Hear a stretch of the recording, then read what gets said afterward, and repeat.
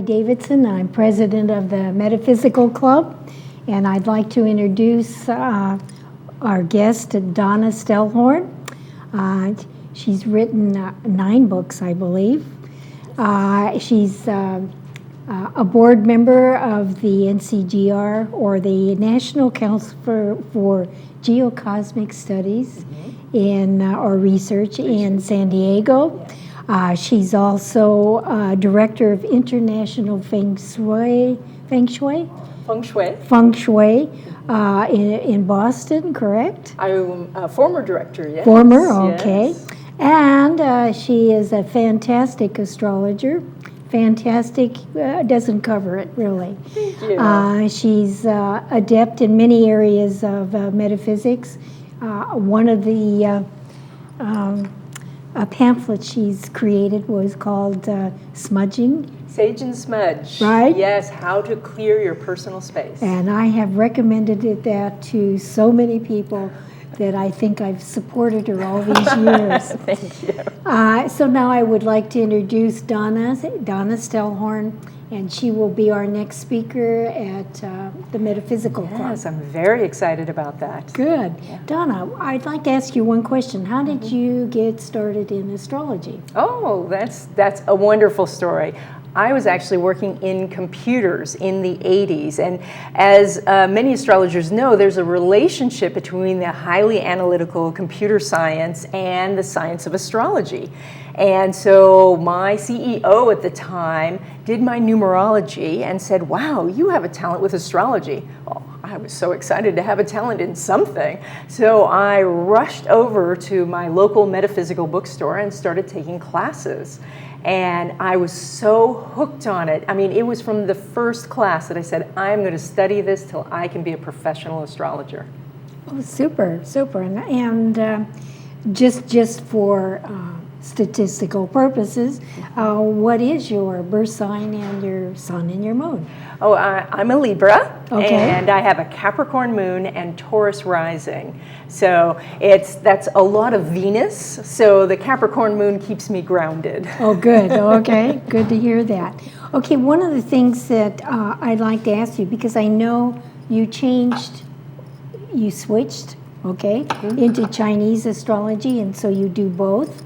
I do both, yes. So what persuaded you to combine the two? Well, I started doing Western astrology and then was incorporating Feng Shui. Now, Feng Shui is how your environment affects you. And it used to be that to become a master of Feng Shui, you needed to be an astrologer. Well, I was already a Western astrologer, so I slipped right in, but the Chinese astrology is just as rich and complex as our Western astrology. So it's absolutely fascinating. So I just kept studying. Oh, great, great. And so now we'll switch, because you're going to speak for our club on Chinese astrology, yes. The Year of the Horse, that's what we're in. And so I'd like to ask you a few things there. One of the differences is that you use the elements with each sign. Yes. So tell me about the elements. Well, we're familiar with the 4 Western elements, earth, air, fire, and water, but the Chinese system has 5 elements. And these elements can interact with each other in a creative or destructive cycle. So this particular year is going to be wood horse. Okay. And the energy of wood is about how can I grow, and any type of growth. Can I grow intellectually? Can I grow spiritually? Oh my goodness, I might be growing physically. And so we're all going to be thinking about growth. And this is in contrast to last year when we were doing water. Now think of water. Water is about connecting and life and how we reach somebody else, how we sustain ourselves. So we think of water as about being social and communication. So we're shifting from that into now I want to go study something. I want to grow my portfolio. I want to have my house be larger, maybe add on an addition. Maybe we extend the family, a new grandchild comes. So all of this is going to be our focus actually for 2 years. we're going to be growth, growth, growth. Wood. Wood. Yes. Okay, and why do you say 2 years? The Chinese system does 2 years of each element. Oh. So we had 2 years of water, and now we'll do 2 years of wood. Okay, and so what comes after the horse? Just to jump a little bit? Yes, in 2015 we'll be doing ram. Okay. Yes, and so for those listeners out there who are Year of the Ram, they're going to be thinking, oh, just one more year and it's my year. So this year, for people who are born in the Year of the Ram, they're going to want to clear out everything that's not working in their life because, this is a 12-year cycle. So take a look at stuff that's not working and then start to embrace all of this opportunity that's going to be coming in 2015 for Rams. Okay. Yeah. I've heard that, let's say last year, if you were a snake, things didn't go well. Is that true? Whenever it is your year, it is a little bit challenging. I mean, all the people who are horse are coming up to me. They're so excited. Oh, this is my year. But this is the start of their 12-year cycle. So think of it as a seed planting year. Okay. Now, seed planting is actually a lot of work. You've got all of this acreage here, and now we're going to plant these little seeds.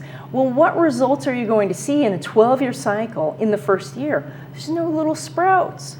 You can't dig up the seed to find out if this is working. So you have to trust and believe. You have to plant, I want to try this new hobby. I want to see if I can make some money here.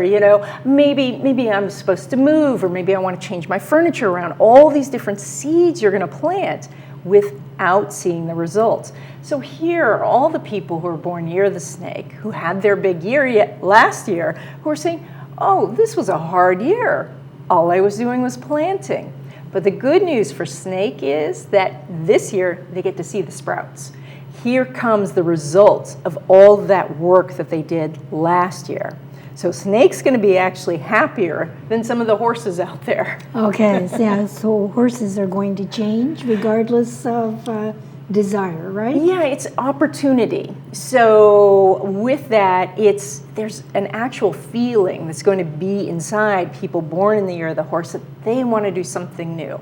They want to take a class. They want to even take a new route to something. They want to maybe go to the symphony where they haven't been for years, or maybe go see a play. They want to do something different. Those are the seeds that we're talking about. Okay, great.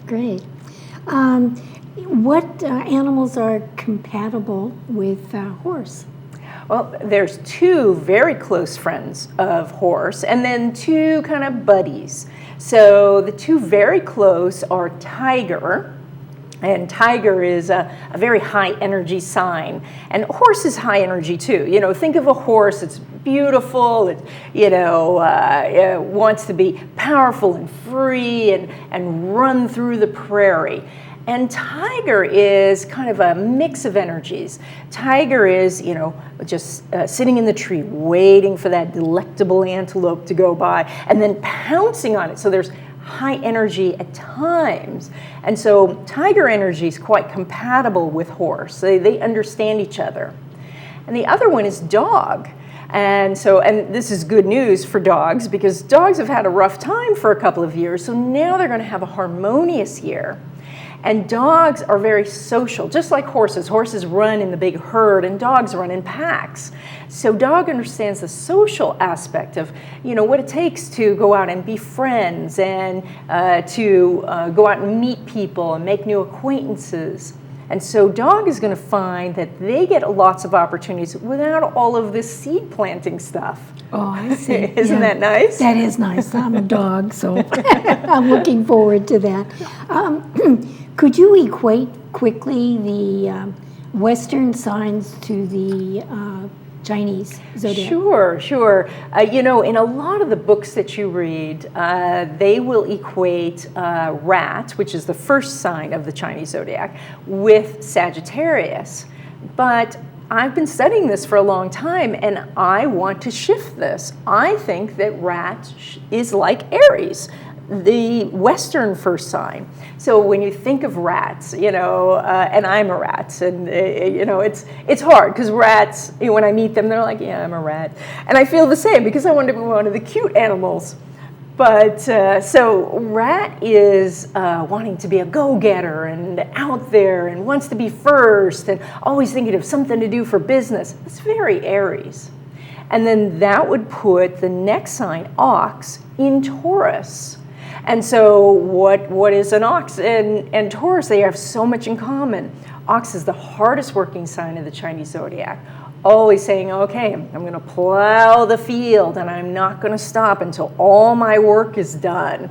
And the same with Taurus. Taurus is very much, I'm going to keep moving on this until I am finished. And so as we go around the wheel, that would put horse, our current horse here, as Libra.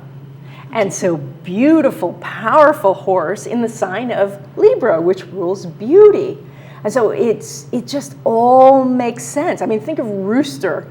Rooster would be Capricorn, and rooster's this like boss of the barnyard, like, you guys go do this, and you have a talent at this, you go do that. And so rooster's always, taking charge. It's perfect for Capricorn. Absolutely. Yes, and then you might say to me, well, what about Ram? That would make Ram Scorpio. I don't see Ram as being Scorpio. To me, Ram could be more like Aries. Well, it's interesting because Ram is actually one of the more sensitive signs.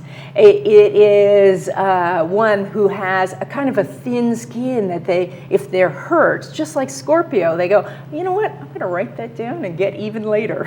Yes, yes. But also, in the older astrology, before we had the outer planets of Uranus, Neptune, and Pluto, Scorpio was ruled by Mars, and so we have that Aries connection to Ram being that Scorpio energy for the Chinese zodiac. Isn't that amazing? That is amazing, yeah. And well, it all works anyway. It all works.